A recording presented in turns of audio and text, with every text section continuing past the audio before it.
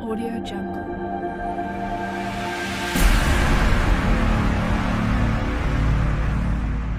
Audio Jungle.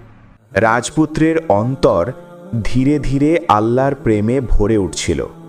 নামাজ ও দান তাকে শান্তি দিয়েছে, কিন্তু এখন দরবেশ জানতেন পরবর্তী ধাপ হল সম্পূর্ণ ভরসা ও তাকওয়া। মানুষের মন প্রায়শই দুনিয়ার চাওয়া পাওয়া নিয়ে উদ্বিগ্ন থাকে। তারা ভুলে যায় আল্লাহর প্রতি সম্পূর্ণ ভরসা ছাড়া কোনো নিরাপত্তা নেই। কোরআন আমাদের শিখিয়েছে, তোমরা যদি সত্যিই বিশ্বাস স্থাপন করো তবে আল্লাহ যথেষ্ট, এবং যারা আল্লাহর ওপর ভরসা করে তারা কখনো হতাশ হয় না।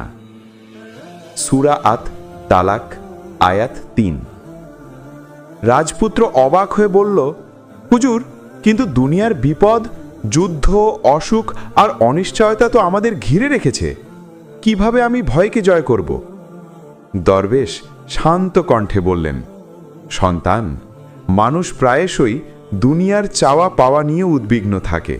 তারা ভুলে যায় আল্লাহর প্রতি সম্পূর্ণ ভরসা ছাড়া কোনো নিরাপত্তা নেই।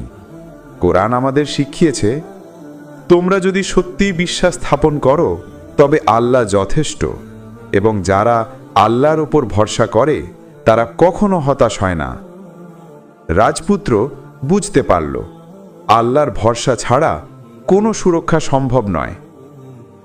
দরবেশ আরও বললেন, ভয়কে এড়িয়ে যেও না, বরং জানো যে ভয় তোমাকে আল্লাহর প্রতি আরও ধৈর্যশীল করে তোলে, সেটি তোমার জন্য রহমত। কোরআন বলছে, হে বিশ্বাসীরা, ধৈর্যশীল হও এবং ধৈর্য ও নামাজের মাধ্যমে সাহায্য চাও। সূরা বাকারা। তোমার ভয়কে আল্লাহর স্মরণে রূপান্তরিত করো, দেখবে সেই ভয় তোমার অন্তরকে শক্তিশালী করবে। রাজপুত্র মাথা নত করে বলল, হুজুর, আমি চাই আল্লাহর উপর সম্পূর্ণ ভরসা করতে। আমার ভয় দূর করতে আমাকে শেখাও। প্রথম সত্যিকারের পরীক্ষা। পরদিন রাজপ্রাসাদে হঠাৎ একটা ঘটনা ঘটল। রাজপুত্রের প্রিয় সোনার ঘোড়া রোগে পড়ে গেল। প্রাসাদের সমস্ত চিকিৎসক চেষ্টা করলেও ঘোড়াটিকে সুস্থ করা যায় না। রাজপুত্রের দুঃখ সীমাহীন। দরবেশ তার পাশে এসে বললেন, সন্তান, আজ তোমার প্রকৃত পরীক্ষা।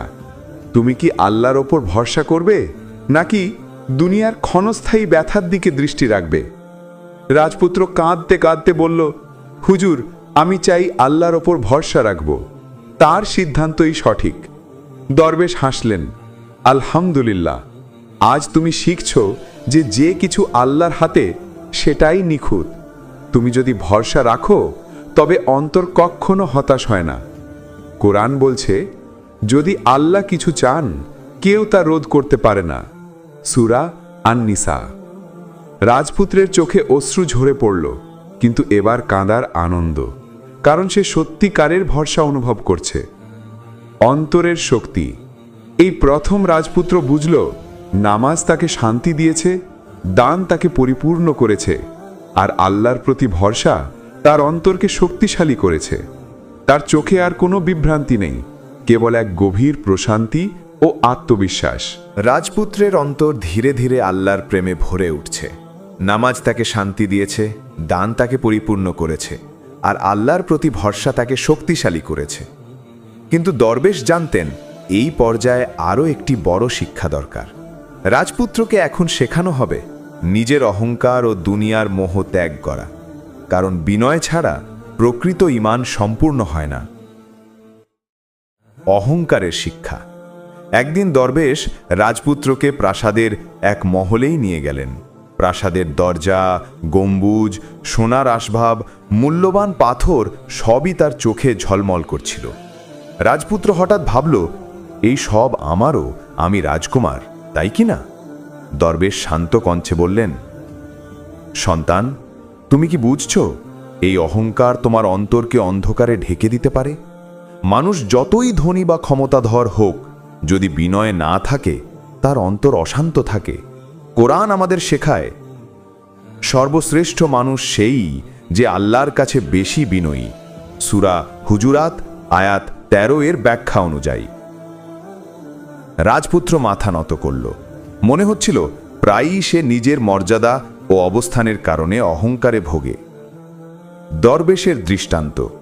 দরবেশ বললেন, সন্তান, আজ তুমি প্রাসাদের বিলাসিতা দেখছ, কিন্তু মনে রেখো এ সব ক্ষণস্থায়ী।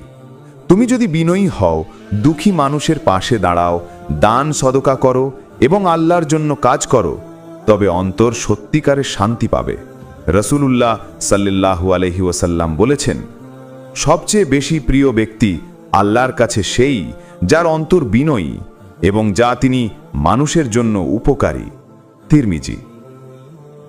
রাজপুত্র বুঝতে পারল তার প্রাচুর্য ও ক্ষমতা প্রকৃতভাবে তার নয়, বরং তা একটি দায়িত্ব। দুনিয়ার মোহ ত্যাগ। দরবেশ রাজপুত্রকে শহরের দরিদ্র অঞ্চলে নিয়ে গেলেন। রাজপুত্র দেখল অনেক শিশু অনাহারে কাতর, বৃদ্ধ অসহায়। তার হৃদয় কেঁপে উঠল। সে অনুভব করল দুনিয়ার বিলাসিতা তাকে কখনো পূর্ণ করতে পারবে না, বরং মানুষের সেবা ও দান তাকে সুখ দেবে।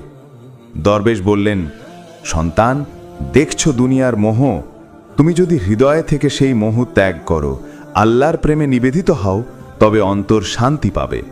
কোরআন বলে, যারা দুনিয়ার প্রাচুর্যকে ভয় করে না এবং আল্লাহর পথে ব্যয় করে, তাদের জন্য জান্নাত প্রস্তুত।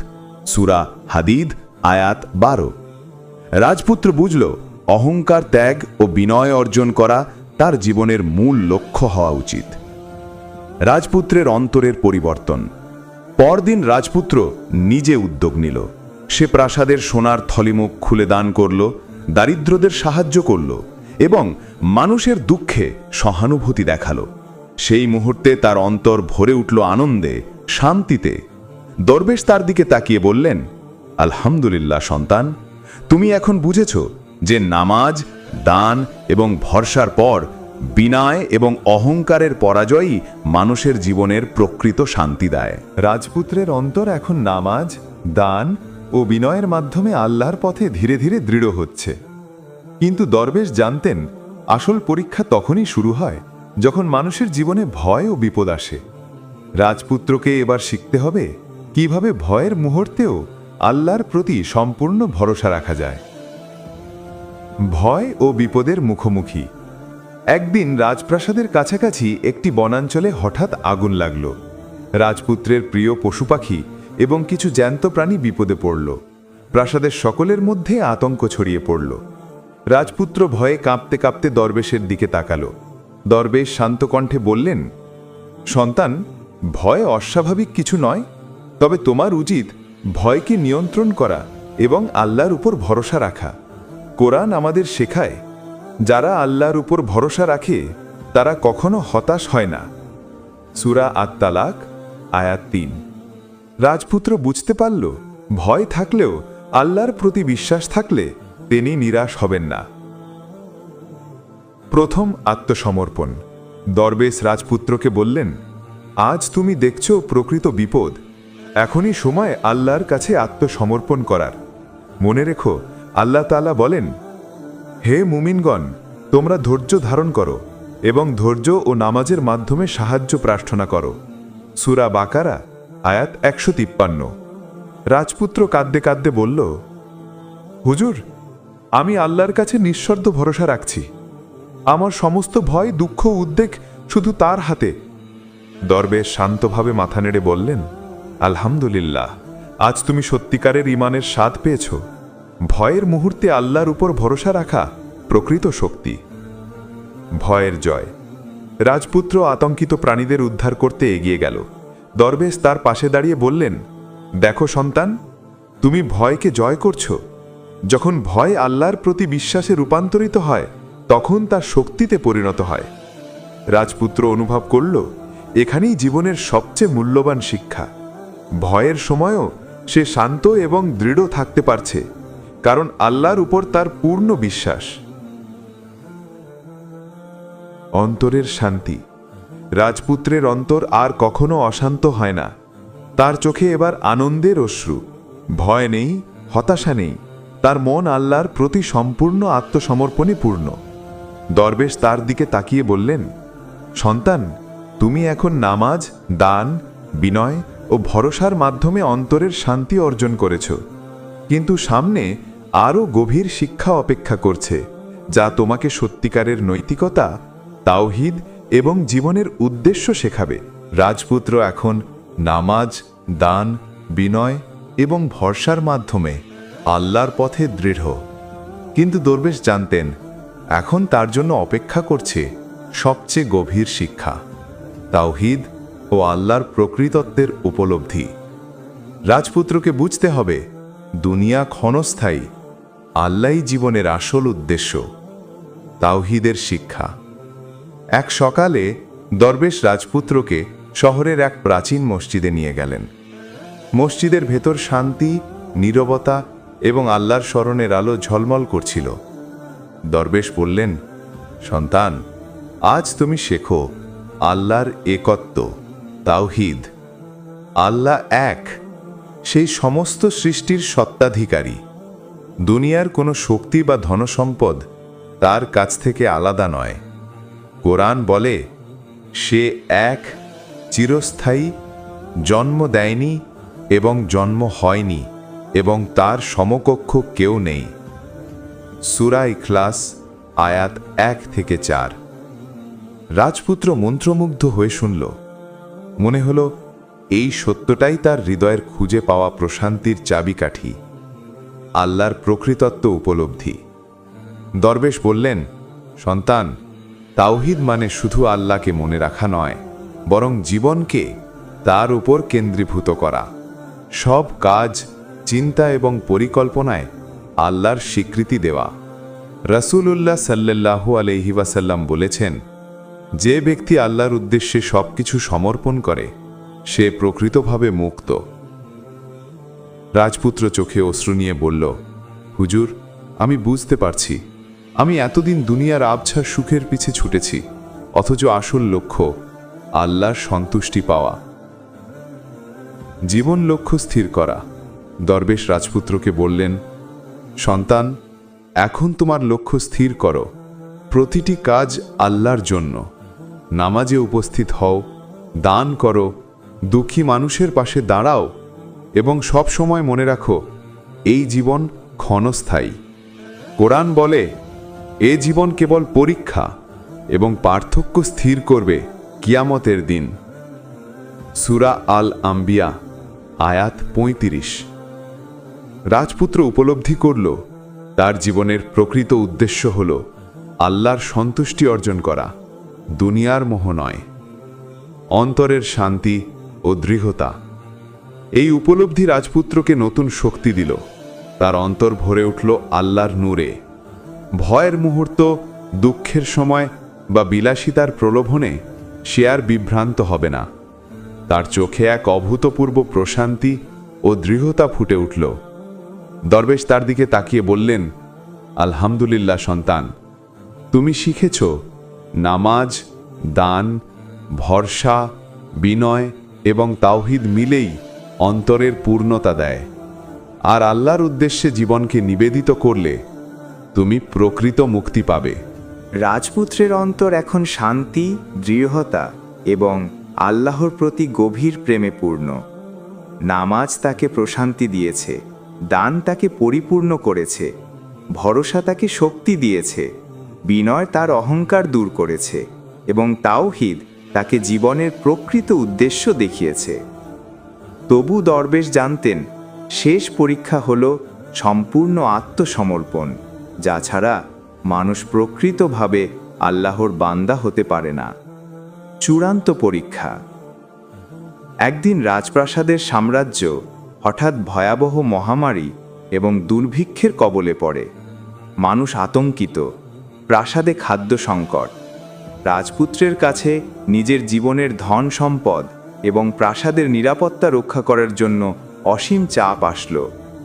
রাজপুত্র ভয়ে কাঁপতে কাঁপতে দরবেশের দিকে তাকালো। দরবেশ শান্ত কণ্ঠে বললেন, সন্তান, আজ তোমার চূড়ান্ত পরীক্ষা। এই মুহূর্তে আল্লাহর ওপর নিঃশর্ত সমর্পণ ছাড়া কিছুই তোমাকে মুক্ত করতে পারবে না। মনে রেখো, রাসূলুল্লাহ সাল্লাল্লাহু আলাইহি ওয়াসাল্লাম বলেছেন, যে ব্যক্তি আল্লাহর উদ্দেশ্যে নিজের জীবন, ধন সম্পদ এবং সমস্ত চেষ্টা সমর্পণ করে, আল্লাহ তাকে কখনো হার মানতে দেন না। মুসনাদে আহমদ। রাজপুত্র গভীর নিঃশ্বাস নিল এবং কণ্ঠে দৃঢ়তা নিয়ে বলল, হুজুর, আমি সম্পূর্ণভাবে আল্লাহর হাতে নিজেকে সমর্পণ করছি। আমার জীবনের সমস্ত সুখ দুঃখ, ধন সম্পদ, প্রাসাদ, রাজত্ব সবই তার জন্য। আল্লাহর সাহায্য এবং আনন্দ। রাজপুত্র যখন এই আত্মসমর্পণ করল, হঠাৎ আশ্চর্য ঘটে। প্রকৃতি শান্ত হয়ে গেল, দুর্ভিক্ষের হুমকি কমল, মানুষের চোখে হাসি ফিরল। রাজপুত্র অনুভব করল এটি আল্লাহর রহমত, যা সে কেবল নিজের ভরসা এবং সমর্পণের মাধ্যমে অর্জন করতে পারল। দরবেশ তার দিকে তাকিয়ে বললেন, আলহামদুলিল্লাহ সন্তান, আজ তুমি বুঝেছ যে নামাজ, দান, ভরসা, বিনয়, তাওহীদ এবং সম্পূর্ণ আত্মসমর্পণ মিলেই মানব জীবনের প্রকৃত শান্তি, শক্তি এবং মুক্তি দেয়। তোমার অন্তর এখন আল্লাহর নূরে পূর্ণ। শেষ শিক্ষা। রাজপুত্র এবার নিজেকে সম্পূর্ণ আল্লাহর বান্দা হিসেবে দেখল। তার হৃদয় আনন্দে ভরা, তার চোখে শান্তির অশ্রু। সে জানল এই জীবন শুধু পরীক্ষা এবং সব কিছুই আল্লাহর হাতে।